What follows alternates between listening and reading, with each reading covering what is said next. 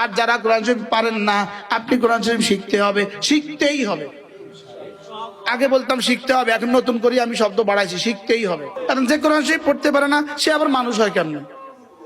এটা গরু হয় না, কোরআন শরীফ পড়তে পারে না, ছাগলে কোরআন শরীফ পড়তে পারে না, ইহুদি কোরআন শরীফ পড়তে পারে না, নাসারা কোরআন শরীফ পড়তে পারে না, হিন্দু কোরআন শরীফ পড়তে পারে না, তো মুমিন আবার কোরআন শরীফ পড়তে পারে না, এটা কেমনে হয়? কোরআন শরীফ শুদ্ধ পড়তে পারে না মুমিন নারী পুরুষ, এটা আবার কেমনে হয়? যদি এই আওয়াজ রস্যইকার না লাগান তাহলে কিন্তু সব শেষ, সব শেষ, তাহলে কিন্তু সব শেষ। কোরআন শরীফ আমাকে পড়তেই হবে।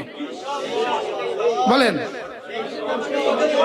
আগে শিখেন নাই এখন শিখবেন, আগে শিখেন নাই এখন কি কি আলু আলু কাটা আলু কাটতে পারেন না আপনি, শ্বশুর বাড়িতে গেছেন, এখন আলু কাটা শিখেন না আপনি?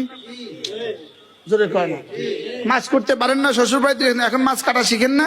তো এটা যেমন শিখতেই হয়, কোরআন শরীফও শিখতেই হয়। কি বলছি বলেন? কোরআন শরীফ শিখতেই হয়, কোরআন শরীফ পড়তেই হয়।